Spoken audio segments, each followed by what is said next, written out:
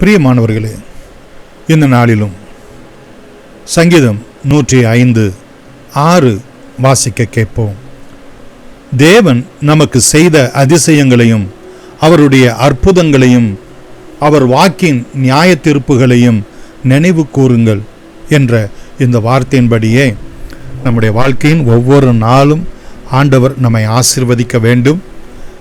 நல்ல அற்புதங்களினாலும் அடையாளங்களினாலும் அதிசயங்களினாலும் நல்ல நியாயங்களினாலும் தேவன் நம்மை மகிமையாய் நடத்த வேண்டும் என்றால், இதுவரையிலும் அவர் இரக்கம் பாராட்டி தயவு பாராட்டி அவர் நமக்கு செய்த சகல நன்மைகளையும் உபகாரங்களையும் மறவாமல் நாம் நினைவு கூற வேண்டும்.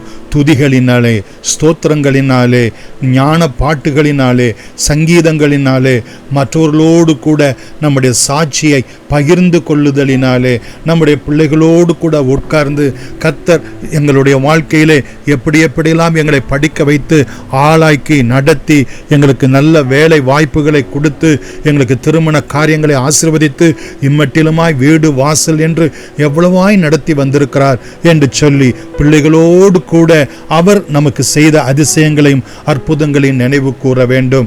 எல்லாவற்றுக்கும் மேலாக கர்த்தராகிய இயேசு கிறிஸ்து அந்த கல்வாரி சிலுவையிலே நம்முடைய பாவத்தை போக்க, சாபத்தை நீக்க, நம்முடைய அக்கிரமத்திலிருந்து நம்மை விடுவிக்க அவர் தம்மை தாமே தம்முடைய ஜீவனை கல்வாரி சிலுவையிலே கைகளிலும் கால்களிலும் ஆணிகளினால் கடாவப்பட்டு உச்சந்தலை முதற்கொண்டு உள்ளங்கால்கள் மட்டுமாய் இரத்தம் சிந்தி மரித்து அடக்கம் பண்ணப்பட்டு 3ஆம் நாள் உயிரோடு கூட எழுந்து அவர் வர இருக்கிறாரே, அந்த அதிசயங்களை, அந்த அற்புதங்களை, அந்த நியாயங்களை நினைவு கூர்ந்து நாம் மற்றவர்களோடு கூட சாட்சியாக சுவிசேஷ பிரதிகள் மூலமாய், கைப்பிரதிகள் மூலமாய், புதிய ஏற்பாட்டின் மூலமாய், நம்முடைய ஜீவனுள்ள சாட்சிகள் மூலமாய் என்றும் என்றும் கர்த்தருடைய வருகை பரியந்தம் நாம் நினைவு கூறுகிறவர்களாய் காணப்படுவோம்.